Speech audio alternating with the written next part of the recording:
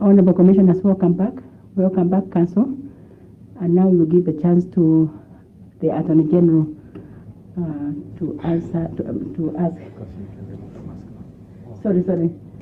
Pardon me. The chance is now for Commissioner Jeru to ask questions.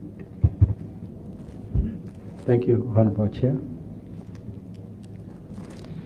Now, Alice, my colleague. Thank you. You know, I've known you for many years. Though I've now again not seen you for many years. You used to have a law firm in Nairobi. I don't know that you are still there, apart from Eldoret. Yes, Commissioner. Okay. You remember very well, you are the one who handed your office to me. Yes, and I took it to the next step. Okay. I later went to St. Alice House Okay. for 10 years. Yeah, that's fine. Then from St. Alice House, I went to... No, that's all right. I just wanted to... Oh, okay. I didn't want to get so much into it. Yes. Yeah, you know, ideally, being my in-law, I would want you to get this office. Unfortunately, it doesn't work that way. You have to you have to get it by, you know, by right. Competence, yes. Yeah, because there are constitutional imperatives that this commission has to abide by. We are accountable to the people of Kenya. So I'll still ask you the hard questions. Now, I picked from Commissioner Warsame. You know, when you was asking some questions, then you said you're not comfortable answering that because the debate is out there, which I understand where you're coming from. But it got me thinking, when judges are making decisions, and if you become a Chief Justice, you'll be in the Supreme Court and you'll be making decisions, where is the place for public opinions in terms of societal influences on the judges, even as they make decisions, because they are ultimately human beings? I would want to understand from you, where is the place of these influences behind closed doors? Because you see, right now you can say easily, I'll not answer that, I'm uncomfortable, but there will be those times when you have to make a decision and you're influenced by public opinion somewhat. Where is the place for that? Yes, thank you very much, Commissioner. When a judge has to be called upon to make a decision, maybe basing on public opinion, one thing that comes to my mind is, for example, there is a trial of some serious criminal offense. I'm just giving an example. And there are people outside there screaming with machetes and rungus and all that, waiting to kill this person. I think then it will behove upon the judicial officer to bring in a custodial sentence to ensure this person is not killed. In fact, that is saving the judiciary another trial, if it were. Yeah, but I'm looking at the general issues. Say, for instance, like the issues of gazing, issues of, say, like, you know, even sometimes even election disputes, or an issue that where the country is divided on an opinion, maybe even religious issues and all that. And you see, the thing is, why I'm asking this, these judges will be in chamas, they'll be going to, you know, weddings with people, they are, you know, they go to schools where they are interacting with people. So discussions do happen. Yes. So people, and you see, judges are not, you know, as it were, you know, excluded from society. So I'm just trying to understand, as they come up with the decisions, which you'll be part of them if you become the Chief Justice, and you're making determination on serious jurisprudential issues that affect members of the public. So I'm just wondering, and then again, they're out there discussing, and they're hearing, and they all sometimes they're participating in those discussions. So when it comes to ultimately making the decision, yes, I'm still trying to understand from you, where do where do you place the influence of those public opinions?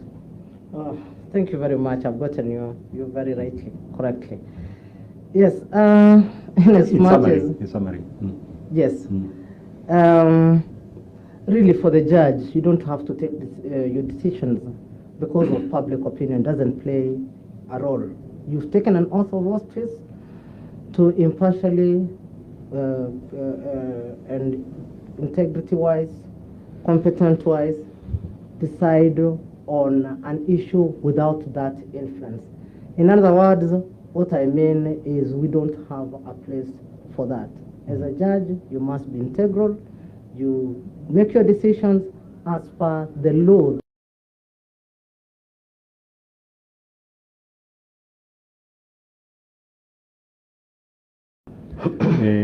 He was an Associate Justice of Supreme Court of U.S. for 15 years. Then in 1986, on the eve, he became a Chief Justice. Now, on the eve of becoming the Chief Justice, he made a lecture at Suffolk University Law School on constitutional law and public opinion. Let me read for you what he said. Then you tell me whether you can comment on that. The judges of any court of last resort, such as the Supreme Court of the United States, work in an insulated atmosphere in their courthouse, where they sit on the bench hearing oral arguments or sit in their chambers writing opinions. That's what he said. Then he further went on to say that, but these same judges go home at night and read the newspapers or watch the evening news on television. They talk to their family.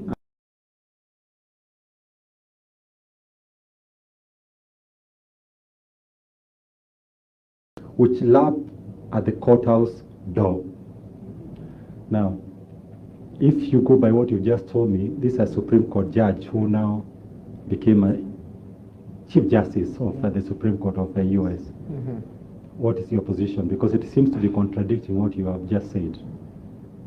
Yes, my position will still remain the same because as a judge, really, you can be influenced by so many things, especially surrounding you and all that. The people you are with, the families you still go back to in the evening after work. You should be able to put those issues behind your back and look at your matter in a very objective manner as you comply with the law and also the ethics that pertains to your office. Okay, now let's leave that subject. We move now to something else, which is I need to match your skills in accordance with the law with the job that you are seeking. Because at the end of the day, we have to be absolutely sure. You see what happened is that with the decision of Justice Odunga, if you meet the minimum qualifications, we must shortlist you.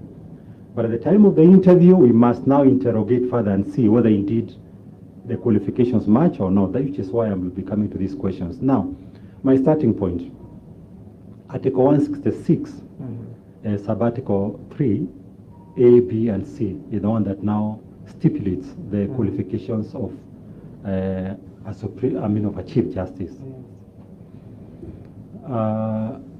What are these qualifications? Let's start from there. The qualifications is 15 years practice, academician, 15 years,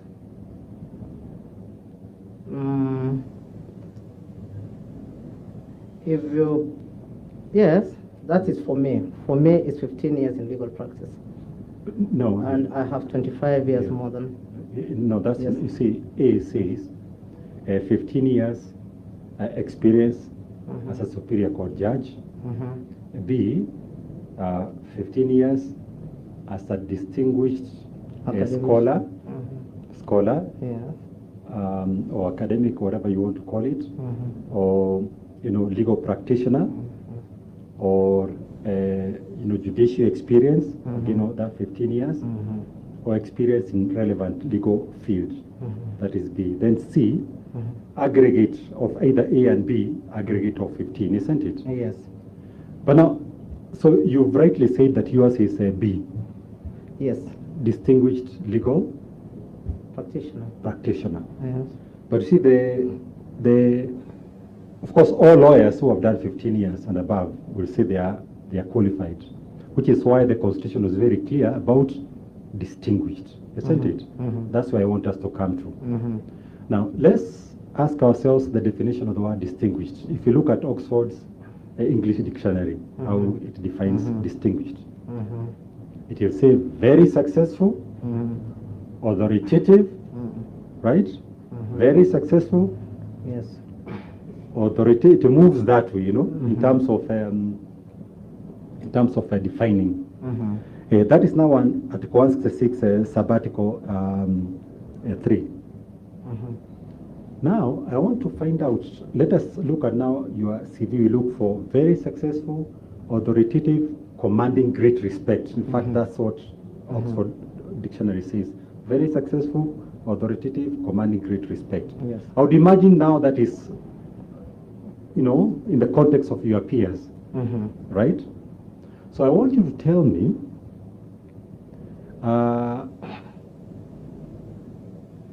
in terms of litigation, because you are more of a litigator, you've said that you go to court and you also draw agreements and all that, but that's not the one I'm interested in.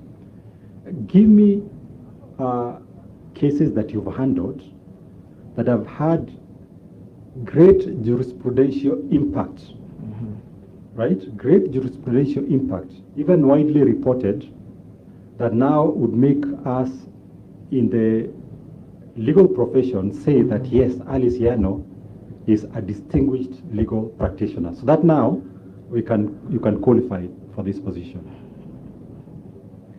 Yes, Commissioner, thank you very much for that question. In fact, I've really been looking forward to it. I've been asked elsewhere, not here only, that when you are asked about this distinguished legal practitioner, what will you bring in? Is it a matter of cases that have been able to present before a court of law, decided, and then the same are put in the public limelight for purposes of Kenyans saying, wow, this is a distinguished legal litigator? No. When I look at it, for me, it's an all-round, holistic way of looking at the person from all that pertains to that person in terms of the other experiences she has brought on board, in terms of the law firm. And when I want to talk about the law firm, all the law firms are not the same. You know, there are those law firms that strictly take only some limbo of other legal matters and not others. Others do more work that may not be known, and it is work that has moved and pushed communities from point A to point B and really has assisted so many Kenyans to get justice. For example, I've given some few case laws. There is one on Maendeleo Wanawake that dealt with the gender issue. Sorry, I was not able to annex it, though it is reported. Leaving that alone, I've given you my practice, not only being here. Why did I choose to go to Kajiado? That's the first question. I've been in Nairobi for so long, and in fact, the first issue I started with is to say thank you, because you relinquished your office for me when I started in Nairobi. And I practiced in Nairobi for more than 10 years. After practicing from Nairobi, with the time I realized most of the clientele that used to frequent my office were poor women who could not even afford fare from their places to come to Kitengela, and most of them were from Masaini. They've been disinherited. Apart from that, of course, all negative issues that pertains to women. And I thought the best that I could do for them is to take justice closer to them. And taking justice closer to them does not mean I just took the office there. No. I took also the practice of law there, so that we've dealt with so many issues of succession that are not being felt I hear you. Yes. I'm not, forgive me, I'm not underestimating what you're doing. But remember, this is the Chief Justice, the Supreme Court President. Now, and we are, very many of us, we are thousands of advocates. So whoever we pick, we must be able to, that's why I said by saying about being accountable to the public. We must be able to show that from all these others, Alice Yano is distinguished, which is still why I'm asking specifically. Let's go to specifics, so that we don't go into generalities. If, and again in the interest of time, you could just tell me very quickly, this is this is what I did, very high impact, renowned, widely reported, so that we're able to move on now to the next question. Yes. Whatever it is, if you feel it's not legal cases, anything else that has contributed immensely in an impactful manner, so to speak, in legal jurisprudence, because that's what you'll be doing in the Supreme Court as Chief Justice Alice Yano. Yes, you are taking me back to the same issue. So that is it to interpret that part to mean that the candidates must have had decisions emanating from the Supreme Court? Is that what I'm trying to understand? That the impact is so much that it should come from a court that, yes, this is an appeal court judgment. Is it a Supreme Court judgment that Alice Yano has been able to participate in? That's what you're asking. For Supreme Court, no. Cases. I've not done Supreme Court. Okay. But Court of Appeal, I've done several. And one that comes to my mind anytime I'm asked about it is the Maendeleo ya Wanawake case, where women were pitted against each other. One wanted to still have Kano Maendeleo ya Wanawake existing as it were, and the other group wanted Maendeleo Wanawake independent. And we were for this group that says, let us have an independent Maendeleo ya Wanawake and exercise it from political connotations. And we were able to succeed in the Court of Appeal, and we were able to now even move ahead and make Kano Maendeleo Wanawake own this house called Maendeleo House in Nairobi. Let me maybe move a step further on that question. When you look back, you have the advantage of being the 10th candidate, so to speak, in these interviews. We have had 9 others. Now, let me distill these candidates before I can pose my question to you. The first candidate, a Superior Court judge of many years' experience, having practiced also for many years, also moved to the corporate corporation. The second candidate was, so to speak, a distinguished academic. The third candidate was a judge of Court of Appeal who was also practiced for many years. Before that, the fourth candidate, I think, was a judge of the Industrial Court for, I think, 10 years plus, if I'm not wrong.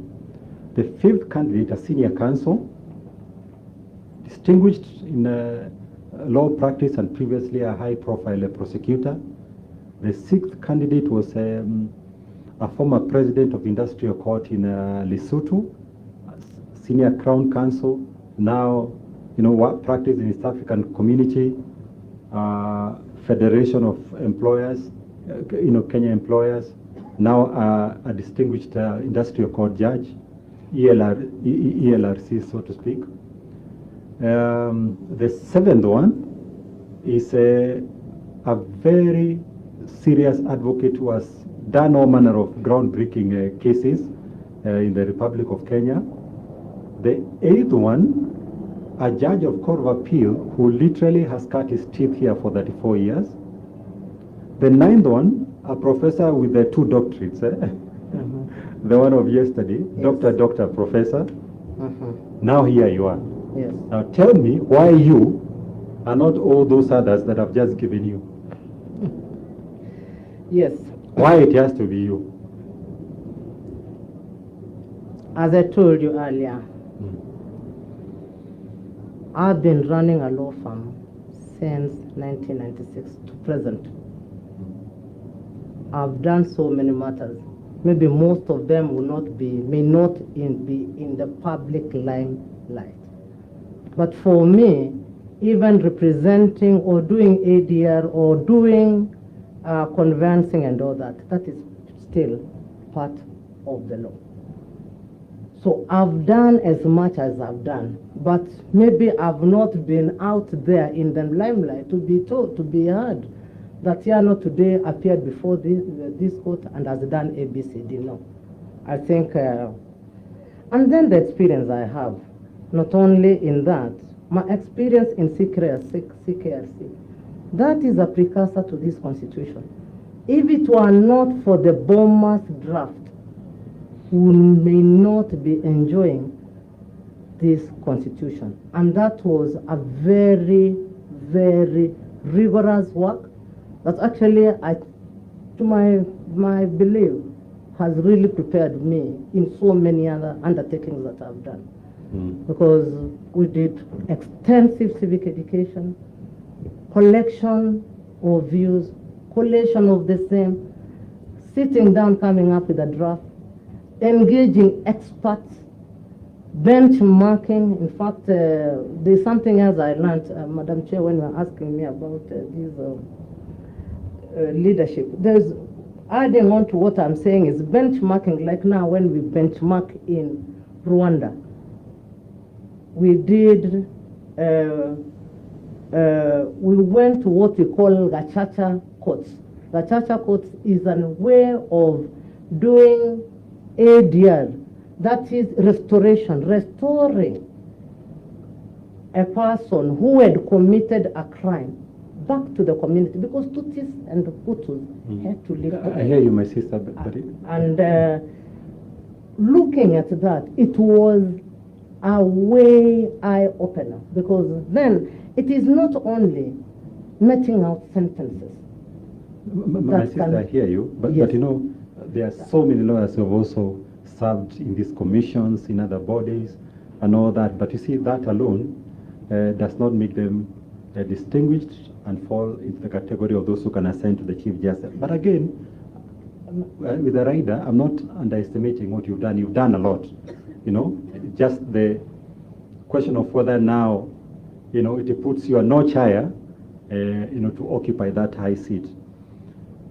Now let me move to my last question. You see, you said, when I heard you, you asked by the chair, which is now what I'm following up, is that why you feel that you can be the Chief Justice and why you applied. And you said you work hard. If I picked those answers, you work hard, you know, and you'd want to contribute to give back to the public, so to speak, you know. But I got wondering, there are so many ways you can give back to public. In fact, you've given already. You know, even what you said about that empowerment, the women and all that, that's already you're giving back to the public. There are so many ways of doing it. But why then the Chief Justice? Because you can still give back to the public in many other ways, right?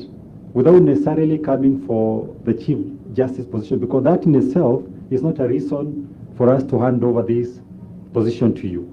So I still want to know, specific to the Chief Justice, why did you apply? What is it that you want to realize in that office? Because ultimately, that's what will determine to us why we have to pick whoever we pick among the 10 candidates as we account back to the public. Why specifically this position of Chief Justice? Thank you very much. Adding on to what I'd said, yes, giving back to the society, I can do it in different other ways. There's also the experience as per my CV, and I've already been able to explain some of the other reasons. I've already also tabled my leadership qualities, for which I know I can be a very good leader by virtue of the experiences I've had. And all that partakes to being a Chief Justice. I've been a leader. From day one, I told you how by the time I was barely 21, I was a whole headmistress of a secondary school. The university, I was a student leader and leader to the Senate. CKRC, I was the deputy to the finance manager, and CKRC was so mammoth. Actually, it was more or less like the commission. And I'm telling you, human resource. We talk about it more or less like the judiciary. It was in all parts of the country. We had coordinators with the staff in each and every district then. And it behoved upon the finance and administration committee of the judiciary to ensure the smooth running of all the operations of CKRC, and we were able to do it very, very well, using all our skills to ensure CKRC brought in the draft constitution. Okay. What you did, you just described the CRJ's work, you know, the administration. But I wish you well. Thank you so much. Thank you very much, Commissioner General. Thank you, Council. It's now the turn for our Attorney General, Kihara Kariuki, to ask his questions. Thank you very much, Madam Chair. Learned Counsel, good afternoon. Good afternoon, AJ. Learned Counsel, you've outlined your experience over the last 25 years of legal practice in these courts. And you set forth some of the challenges that you have experienced or encountered, with particular reference to the expeditious disposal of cases. And you also offered some solutions through the use of ICT, tracking, etc. Yes. Are there any other aspects, are there any other problems or challenges that you have experienced in the courts that you would like to share with us, apart from those relating to the expeditious disposal of cases? What else have you encountered? What other problems do you see in the judiciary?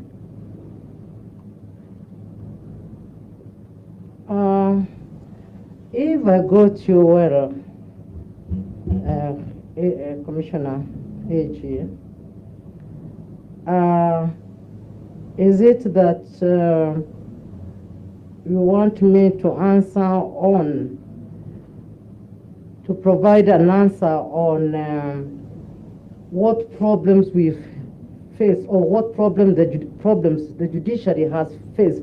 No. What problems have you, as counsel, practicing in these courts, have you faced, and which you think the judiciary ought to rectify? Thank you very much, AG. Yes, as a practitioner, yes? Say three. Three. As a practitioner in the courts, the problem that really was really the issue that really made our practice difficult is the disappearance of files. Times you come to court, you're ready, then from nowhere your file cannot be sent. That's to do with the expeditious disposal of cases. If the file is missing, it delays your filing of whatever application you wish to make. It delays, etc. Yes. Apart from that line of challenges, are there any others that you have experienced as a consumer of the services of the judiciary? Oh yes, there is the usual times you appear before a magistrate or a judge, and the treatment you get is not very comforting. You feel there's some bit of, could be a disconnect between you and the judiciary.